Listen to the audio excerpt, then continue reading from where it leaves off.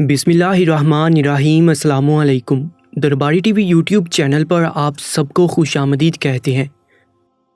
मैं अजीब वहमी लड़की थी। मुझे अजीबोगरीब वहम आते रहते थे। मेरी वालिदा मेरी बहनें मुझे वहमी कह के पुकारती थी, क्योंकि मुझे हर बात की गहराई तक जाने की आदत थी।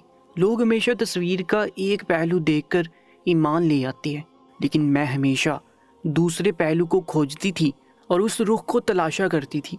शायद मेरी ये खोजी आदत सबको बहुत बुरी लगती थी, मगर मैं क्या करती। अब ये आदतें बहुत पुख्ता हो गई थी।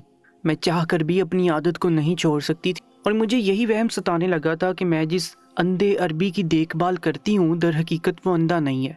जब यही बात मैंने अपनी अम्मी को फ़ोन करके बताई तो वो मुझ पर सख्त बरहम हुई और कहने लगी कि तुम अपनी इस वहमी आदत से बाज नहीं आने वाली। हमें यहाँ खाने के लाले पड़े हुए हैं और तुम अपनी खोजी तबीयत से बाज नहीं आओगी।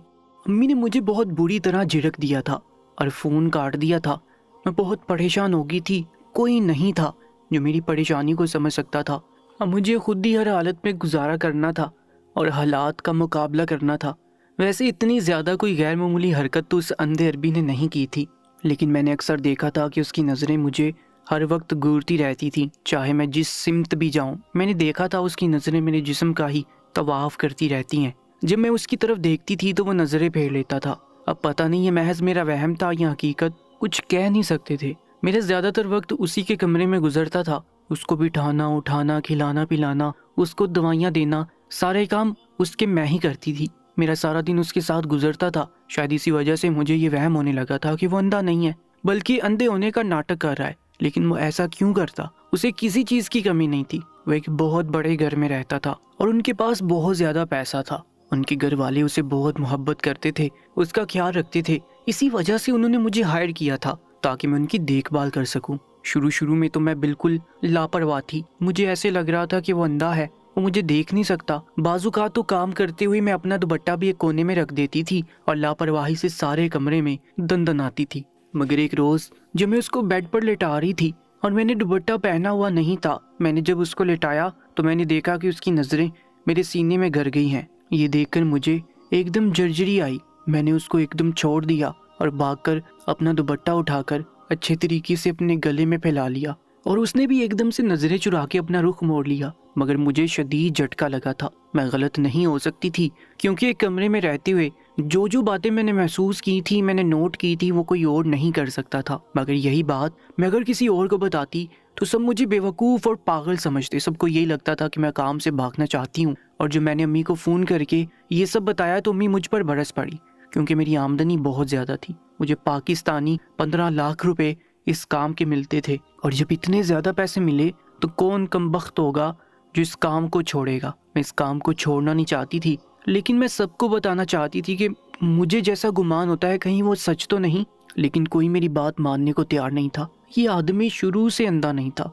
इसके साथ एक हादसा पेश आया था जिसकी बिना इसकी बिनाई चली गई। ये बहुत खूबसूरत 30 साल का नौजवान था। इस हादसे में इसकी बीवी और बेटा फौत हो गया था और ये आंखों से अंधा हो गया था। कभी कभी मुझे इस पर बहुत ज़्यादा तरस आता था। इतना पैसा होने के बावजूद वो पैसा उसके किसी काम का नहीं था। जब वो दुनिया की रंगीनियाँ देख ही नहीं सकता था, इतना सारा पैसा होने के बावजूद उसका इलाज नहीं हो पा रहा था, या शायद वो इलाज करवाना नहीं चाहता था। वो सारे घर वालों से रूठा रहता था। उसने अपनी एक अलग दुनिया बना रखी थी और वो उस कमरे के अंदर ही रहता था, कमरे से बाहर निकलना नहीं चाहता था। उसकी शख्सियत बहुत पुरस्कार थी। मेरा दिल करता था कि मैं उसकी सारे राज जानूं और उससे ये वजह पूछूं, जब उसके घर वाले उससे इतना प्यार करते हैं तो फिर वो क्यों सबसे रूठा रहता है। लेकिन वो अपने खोल में बंद रहता था। वो किसी से ज़्यादा बात करना पसंद नहीं करता था। इस वजह से मैं भी मोहतात और चुप चुप रहती थी। लेकिन अब कुछ अरसे से मैंने उसके रवैये में बहुत तब्दीली देखी थी। शुरू में वो बिल्कुल खोया खोया खामोश रहता था। उसकी नज़रें नीचे रहती थीं।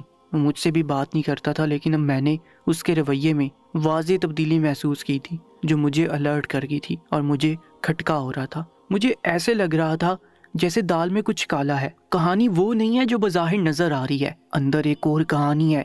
इस वजह से मेरे अंदर एक अलग ही कहानी रकम हो गई थी।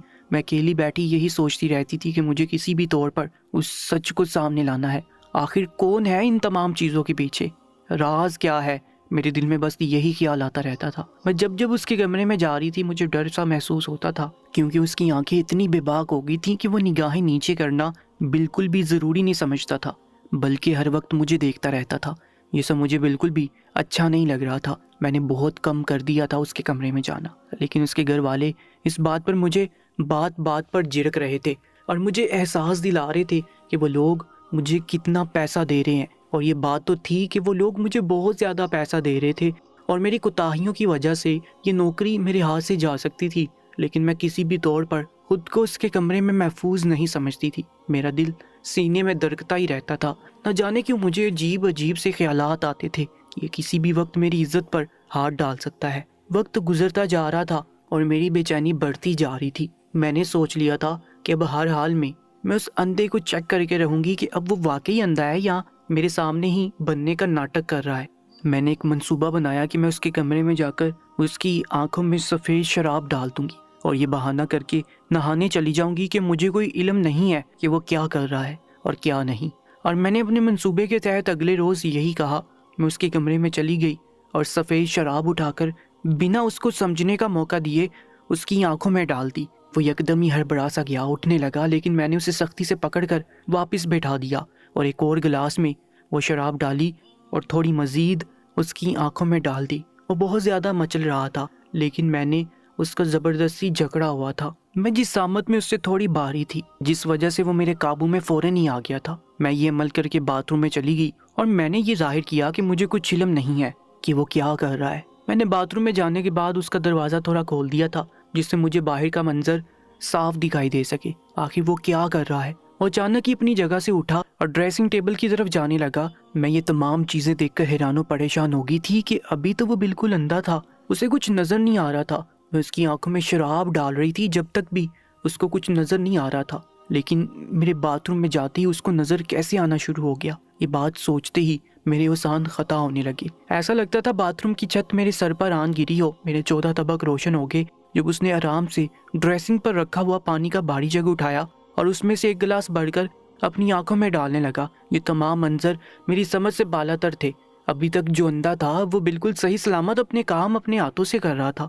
یہ سوچ کر میرے حلق میں کانٹے چبھنے لگے۔ مجھے محسوس ہو گیا کہ یہ انسان اندھا نہیں ہے۔ وہ یہ عمل کرنے کے بعد فوراً ہی اپنی جگہ پر آ کے بیٹھ گیا اور ایسے شو کروانے لگا کہ وہ اندھا نہیں ہے، لیکن میں جو منظر دیکھ چکی تھی وہ مجھ پر یہ بات واضح کر چکا تھا کہ وہ اندھا نہیں بلکہ اندھے ہونے کا ناٹک کر رہا ہے۔ مجھے اب یہ معلوم کرنا تھا کہ آخر وہ یہ تمام حرکتیں کیوں کر رہا ہے، اس سب کے پیچھے آخر کیا راز ہے۔ لیکن یہ سب کچھ آسان نہیں تھا۔ مجھے دل ہی دل میں یہ خوف بھی تھا اگر میں زیادہ اس معاملے میں گھسی تو میری نوکری جا سکتی ہے، لیکن اپنی کھوجی طبیعت کے تحت میں اپنے آپ کو یہ کرنے سے روک نہیں پائی۔ تھوڑی دیر بعد میں نارمل انداز میں باتھ روم سے باہر آئی اور اپنے مگن سے انداز میں کمرے کو سمیٹنے لگی۔ اس کو یہی ظاہر کیا کہ مجھے ابھی تک معلوم نہیں ہوا ہے کہ تم اندھے نہیں ہو۔ وہ ابھی تک مجھے گہری نگاہوں سے ہی دیکھ رہا تھا۔ اب مجھے اس کی نگاہیں اپنے جسم کے آر پار ہوتی ہوئی محسوس ہو رہی تھی۔ میں فوراً ہی کمرے کو سمیٹ کر باہر آ گئی اور اپنے کوارٹر میں بیٹھ کر سوچنے لگی کہ مجھے آگے کا لائحہ عمل کیسے تیار کرنا ہے کہ اس کے بارے میں مجھے تمام روداد پتہ چل جائے۔ پہل تو میں نے یہی سوچا کہ مجھے ان معاملات میں نہیں پڑنا چاہیے۔ اچھی بلی نوکری ہے، اگر ان لوگوں کو یہ بات معلوم ہو گئی کہ یہ انسان اندھا نہیں ہے تو یہ لوگ مجھے نوکری سے نکال دیں گے۔ لیکن پھر میں نے یہی سوچا کہ اگر میں یہ بات سب لوگوں پر ثبوت سمیت ظاہر کر دوں کہ یہ انسان اندھا نہیں بلکہ اندھے ہونے کا ناٹک کر رہا ہے تو ہو سکتا ہے مجھے اچھا معاوضہ مل جائے اور میری تنخواہ بھی بڑھا دی جائے۔ ان لوگوں کے گھر میں نوکریاں بہت زیادہ تھیں، ملازماؤں کی ضرورت تھی، اس وجہ سے مجھے اس بات کا بالکل خوف نہیں تھا کہ میری نوکری جا سکتی ہے۔ بس اب مجھے ہر حال میں معلوم کرنا تھا کہ یہ انسان ناٹک کیوں کرتا ہے۔ اگلے روز میں اپنے وقت پر تیار ہو کر کمرے سے نکلنے لگی تو اچانک ہی میری ماں کا فون آ گیا، جس کو دیکھ کر میں تھوڑا پریشان ہوئی کیونکہ میں جانتی تھی ان کی بے وجہ کی باتیں مجھے مزید پریشان کریں گی۔ میں نظر انداز کر کے جانے لگی تو بار بار موبائل فون پر رنگ ٹون بجنے لگی۔ میں جانتی تھی اگر میں اس اندھے کے کمرے میں گئی اور ایسا ہی ہوا تو وہ مجھ پر بھڑکے گا اور غصہ کرے گا۔ اس کو شور شرابہ بالکل بھی پسند نہیں تھا اور مجھے یہی کہتا تھا کہ آرام سے کام کرو، میرے کانوں تک تمہاری آواز نہ آئے۔ اس وجہ سے میں نے بوجھے دل کے ساتھ اپنی ماں کا فون یس کر کے کان پہ لگایا اور میرے انداز کے ٹھیک مطابق میری ماں نے چھوٹتے ہی مجھ سے یہ سوال پوچھا کہ تم اب اس اندھے کے پیچھے تو نہیں لگ گئی، یہ معلوم کرنے کے لیے کہ وہ اندھا ہے یا پھر ناٹک کر رہا ہے؟ اپنی ان حرکتوں سے باز آ جاؤ، میں تمہیں بتا رہی ہوں یہاں پر تمہاری 2 چھوٹی بہنیں موجود ہیں جن کی شادیاں کرنی ہے۔ تمہارا بھائی صرف ایک تمہاری بدولت ہی آگے بڑھ سکتا ہے، نہیں تو وہ تم تینوں بہنوں کی طرح ہی ان پڑھ رہ جائے گا اور اسے کوئی اچھی لڑکی بھی نہیں ملے گی اور نہ ہی کوئی نوکری ملے گی۔ میں سب باتیں جانتی تھی۔ میں نے اپنی ماں کو یہی کہا کہ امی آپ پریشان نہ ہو، ایسا کچھ نہیں ہوگا، نہ میری نوکری جائے گی نہ ہی میں کسی غلط فیل میں پڑوں گی، آپ پریشان نہ ہو۔ میں ان کو دلاسے دے رہی تھی لیکن وہ بار بار مجھے نصیحتیں ہی کیے جا رہی تھی جو مجھے اکتانے پر مجبور کر چکی تھی۔ میری ڈیوٹی کا ٹائم شروع ہو چکا تھا۔ میں نے یہ بول کر بات کو رفع دفع کرنے کی کوشش کی کہ امی میں اندر جا رہی ہوں، میری مالک کو اب میری ضرورت ہے، اگر آپ مجھ سے اس طریقے سے باتیں بناتی رہیں گی تو وہ دن دور نہیں کہ مجھے لات مار کے جاب سے نکال دیا جائے گا۔ میری ماں نے مجھے چند اور مزید نصیحتیں کی اور مجھے میری کھوجی طبیعت سے باز رہنے کے لیے تاکید کر کے فون رکھ دیا۔ چند پل کے لیے تو میں بھی پریشان ہو کر اپنی ماں کی باتوں کو سوچنے لگی کہ واقعی اگر میں نے اس اندھے کا سچ معلوم کرنے کے چکر میں اپنی نوکری کھو دی تو بہت برے طریقے سے برباد ہو جاؤں گی۔ دوسرے ملک آ کر کام کرنا آسان نہیں ہوتا۔ میں یہاں پر ان لوگوں کے علاوہ کسی کو نہیں جانتی تھی، میرے پاس رہنے کے لیے کوئی جگہ نہیں تھی۔ اگر یہ لوگ ایسے میں مجھے گھر سے باہر نکال دیتے تو میں کہاں جاؤں گی؟ یہ باتیں مجھے بہت پریشان کر رہی تھی۔ اس وجہ سے میں بالکل خاموش ہو گئی اور کمرے کے اندر جا کر انجان بن کر اس اندھے مالک کا کام کرنے لگی۔ وہ آج پھر مجھے اپنی غلیظ نگاہوں سے گھور رہا تھا اور یہ چیز مجھے پتنگے لگانے کے لیے کافی تھی۔ میرا بس نہیں چل رہا تھا کہ میں اس آدمی کے پاس جاؤں اور اس کے منہ پر تھپڑ مار دوں، لیکن یہ میرے بس میں نہیں تھا۔ اس وجہ سے میں خاموشی سے اپنے کام کرتی رہی اور اس کو دوائیاں دے کر کمرے سے باہر آنے لگی۔ میں جیسے ہی کمرے سے باہر جاتی اس نے مجھے آواز دی اور کہنے لگا مجھے پانی پلاؤ۔ میں جو کمرے سے باہر جا رہی تھی اس کی آواز پر خود کے اشتعال پر قابو پایا اور خاموشی سے اسے جگ میں سے پانی نکال کر نوش فرما دیا۔ میں جاتی اس سے پہلے ہی اچانک ہی اس نے میرا ہاتھ پکڑ لیا۔ میں نے ایک دم ہی جھٹکے سے اپنا ہاتھ چھڑایا۔ میرے لیے یہ عمل بہت اچانک تھا، میرے جسم میں پوری ایک جرجری سی آئی تھی۔ میں نے غصے سے گھراتے ہوئے کہا آپ نے میرا ہاتھ کس کی اجازت سے پکڑا ہے؟ آپ کو جو بھی کہا میں منہ سے بولیں، ہاتھ پکڑنے کی کوئی ضرورت نہیں ہے۔ میرے گھرانے پر وہ یکدم ہی گڑبڑا گیا، کہنے لگا میں معافی چاہتا ہوں اس اچانک عمل پر، دراصل مجھے باتھ روم جانا تھا، اس وجہ سے میں نے تمہارا ہاتھ پکڑ لیا تھا تاکہ تم سہارے دے کر مجھے باتھ روم تک چھوڑ دو۔ میں نے یکدم ہی غصے میں ان کی طرف دیکھا اور کہنے لگی اس سے پہلے بھلا میں نے کب آپ کو ہاتھ کے سہارے سے باتھ روم تک چھوڑا ہے؟ میں تو جانتی تھی یہ بات کہ یہ اندھا نہیں ہے، اس وجہ سے میرا مزید خون کھول رہا تھا اور اس کی آنکھیں جس طریقے کی بے باک تھی میرے غصے کا گراف ہی بڑھا رہی تھی۔ وہ گگیانے لگا، کہنے لگا میں واقعی معافی چاہتا ہوں، میں نے جان بوجھ کر یا کسی غلط ارادے سے آپ کا ہاتھ نہیں پکڑا تھا، بس میں باتھ روم تک جانا چاہتا تھا، اس وجہ سے میں نے آپ کا ہاتھ تھام لیا۔ وہ جس طریقے سے معصوم بن رہا تھا میرا دل چاہ رہا تھا کہ میں اس کا منہ توڑ کر رکھ دوں۔ میں اس کی سچائی سے بہت اچھے سے واقف تھی۔ میں نے خود کو کنٹرول کیا اور کہنے لگی آئندہ خیال رکھیے گا۔ میں نے یہ بول کر تھوڑا ان کو سہارا دیا اور باتھ روم تک چھوڑ کر کمرے سے باہر آ گئی۔ امی کی باتوں کی وجہ سے میں بہت زیادہ ڈسٹرب ہو گئی تھی۔ مجھے سمجھ نہیں آ رہا تھا کہ میں اس بات کی تحقیقات کروں یا نہیں، وہ انسان سب کے سامنے اندھا ہونے کا ناٹک کیوں کرتا ہے؟ لیکن امی کی باتیں میرے دماغ میں ہتھوڑے کی طرح برس رہی تھی۔ اگر واقعی میں کچھ غلط قدم اٹھا لیتی تو میری زندگی برباد ہونے میں چند سیکنڈ ہی لگتے۔ اس وجہ سے میں نے خود کو کنٹرول کیا اور اپنے کام میں جٹ گئی۔ میں اس کو زیادہ سے زیادہ اگنور ہی کرتی تھی، اس کی طرف دیکھنا بھی ضروری نہیں سمجھتی تھی، لیکن وہ اپنا ہر کام مجھ سے ہی کرواتا تھا اور بہانے سے مجھے چھونے کی کوشش کرتا اور یہ چیزیں میرے غصے کو ہوا دیتی تھی۔ ایک روز یہ عمل میرے اوسان خطا کر گیا تھا۔ میرے وہم و گمان میں بھی نہیں تھا کہ یہ آدمی میرے ساتھ اس طریقے سے بھی کر سکتا ہے۔ میں اپنے کوارٹر سے روز کی طرح جب اس کے گھر آئی تو گھر کے تمام لوگ کسی شادی میں جا رہے تھے اور اس کی والدہ نے مجھے اچھے سے تاکید کی تھی کہ میرے بیٹے کا خیال رکھنا، اسے کسی بھی طور پر اکیلا نہیں چھوڑنا، وہ گھر پر اکیلا ہے اور اپنے کمرے میں بیٹھا ہوا ہے۔ میں نے ان کی بات سنی اور ایک اچھی وفادار ملازمہ ہونے کے ناطے سر اس بات میں ہلا دیا۔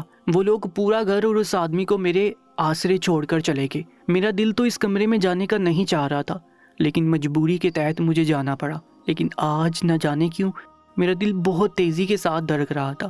میرے دل میں بار بار اس چیز کا خیال آ رہا تھا کہ آج کچھ بہت برا ہونے والا ہے۔ میرا دل ڈھول کے مانند سینے میں بج رہا تھا۔ گھر میں کوئی نہیں تھا اور یہی چیز میرے خوف کو ہوا دے رہی تھی۔ میں نے خود کو مضبوط کیا اور اس کے کمرے کے سامنے کھڑی ہو کر گہری سانس لے کر دروازہ کھول کر اندر داخل ہوئی۔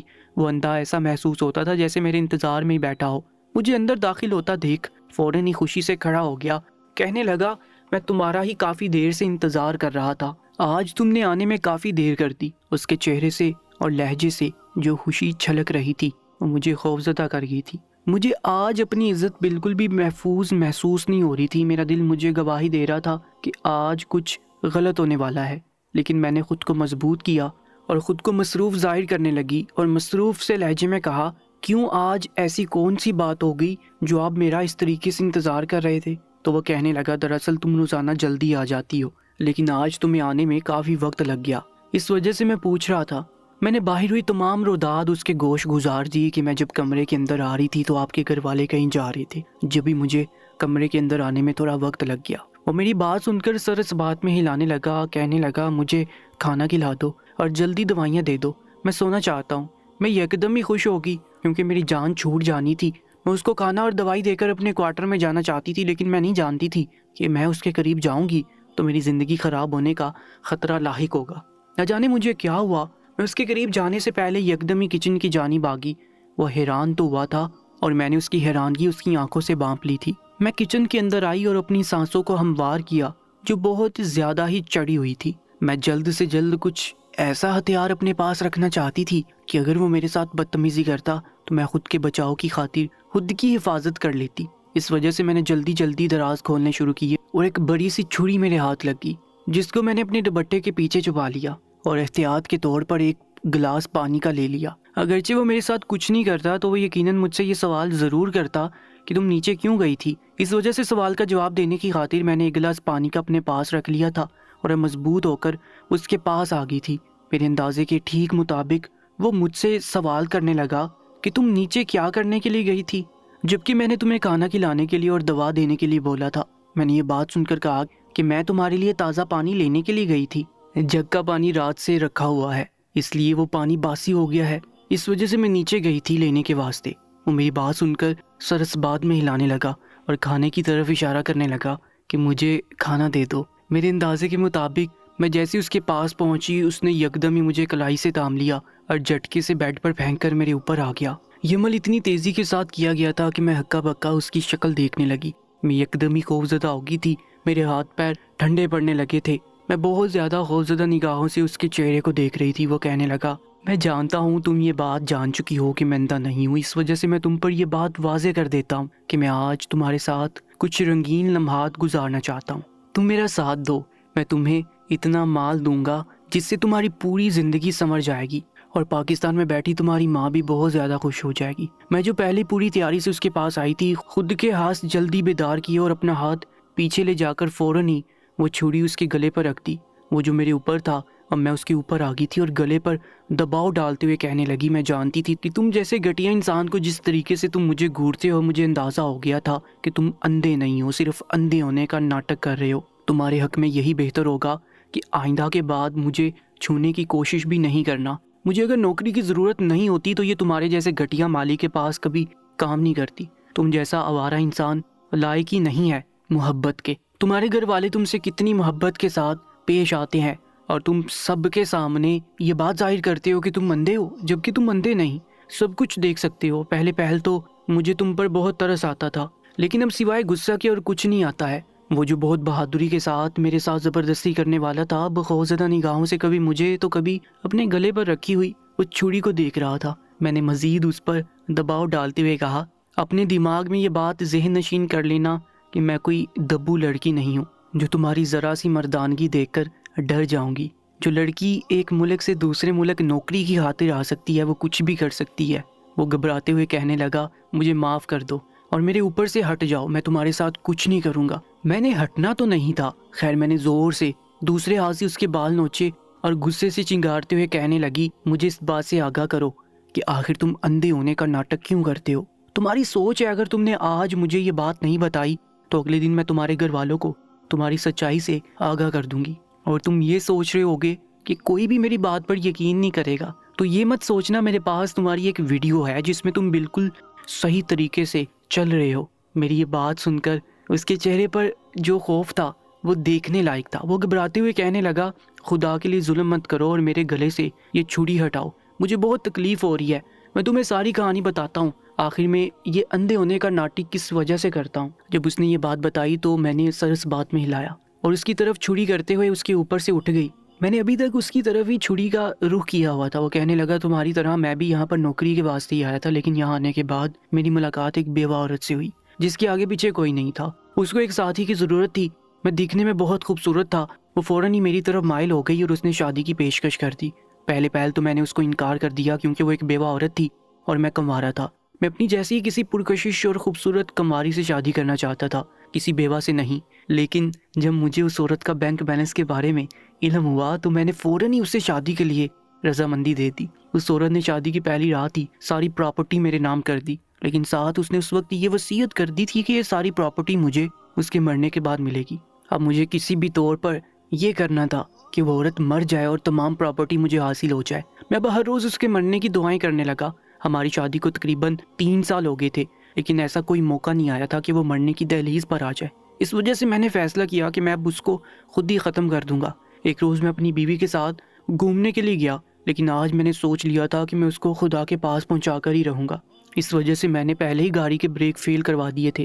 ڈرائیونگ میری بیوی کر رہی تھی اور میں پیسنجر سیٹ پر بیٹھا ہوا تھا۔ خود کو میں نے تیار کیا ہوا تھا کہ جیسے اسے معلوم ہوگا کہ گاڑی کے بریک فیل ہیں تو میں دروازہ کھول کر باہر کود جاؤں گا، اور میرے منصوبے کے مطابق ایسا ہی ہوا۔ میری بیوی نے جیسے ہی بریک لگانے کے لیے پاؤں رکھا تو اسے معلوم ہو گیا کہ بریک فیل ہے اور ہماری گاڑی بہت برے طریقے سے ادھر ادھر ہونے لگی ہے۔ میں نے فوراً ہی اپنے منصوبے پر کام کرتے ہوئے گاڑی کا دروازہ کھولا اور باہر کو کود گیا، جس کی وجہ سے میں تو بچ گیا لیکن میری بیوی بہت برے طریقے سے کھائی میں گر کر مر گئی۔ لیکن میں نے لوگوں پر یہ بات ظاہر کر دی کہ میں اپنی بیوی کی موت کی وجہ سے بہت اداس ہو گیا ہوں اور میری اس ایکسیڈنٹ میں آنکھیں چلی گئی ہیں، تاکہ کوئی مجھ پر شک نہ کرے۔ یہ بات سب لوگوں پر بم بن کر گری تھی اور سب لوگ مجھ سے ہمدردیاں کر رہے تھے۔ میرے پاس اب اتنا زیادہ پیسہ آ گیا تھا کہ میں نے فوراً اپنے گھر والوں کو یہاں پر بلا لیا۔ یہاں آنے کے بعد سب لوگ بہت خوش تھے اور یہ دیکھ کر میں اندر ہی اندر بہت خوش تھا۔ جو آسائش اور خوشیاں میں اپنے گھر والوں کو دینا چاہتا تھا وہ ایک قتل کے بعد میں دے چکا تھا۔ میں حیران ہو کر اس اندھے کی تمام واردات سن رہی تھی۔ مجھے سمجھ نہیں آ رہا تھا کہ میں جواب میں کیا کہوں۔ میرا چھری والا ہاتھ اب نیچے آ چکا تھا۔ وہ کہنے لگا، میں نے جب سے تمہیں دیکھا ہے میرے دل میں عجیب سے جذبات آنے لگے ہیں۔ میں ہمیشہ سے ہی کسی کماری لڑکی سے شادی کرنا چاہتا تھا، لیکن میری شادی ایک بیوہ سے ہو گئی جس کی وجہ سے میں اپنے ارمان پورے نہیں کر پایا۔ وہ یکدم ہی میری جانب ہاتھ بڑھاتے ہوئے کہنے لگا، میں اس جذبات کی تکمیل چاہتا ہوں، میں تم سے شادی کرنا چاہتا ہوں، کیا تم مجھ سے شادی کرو گی؟ میں یہ بات سن کر یکدم ہی اپنی جگہ سے کھڑی ہو گئی اور میں نے سر نفی میں ہلایا اور کہنے لگی، تم ایک اچھے انسان نہیں ہو، تم نے اپنے مفاد کی خاطر ایک عورت کا قتل کر دیا۔ میں کبھی بھی تم جیسے انسان سے شادی نہیں کروں گی، لیکن میری مجبوری ہے تمہارے پاس نوکری کرنا، مجھے کرنی پڑے گی۔ میں یہ بول کر اس کے کمرے میں اپنے کوارٹر میں آ گئی تھی، لیکن آج مجھے اپنے آپ پر بہت افسوس ہو رہا تھا کہ مجبوری کے تحت مجھے اس انسان کے پاس نوکری کرنی پڑ رہی تھی جو ایک انسان کا قاتل تھا اور اس کا سارا راز مجھے معلوم ہو چکے تھے۔ دوستو، آج کی اس سچی کہانی کے بارے میں اپنی قیمتی رائے سے میں ضرور آگاہ کیجیے گا، اور ایسی ہی سبق موز اور سچی کہانی کے لیے ہماری یوٹیوب چینل کو سبسکرائب کر لیجیے گا۔ انشاءاللہ ملاقات ہوگی ایک نئی کہانی میں، تب تک کے لیے اللہ نگہبان۔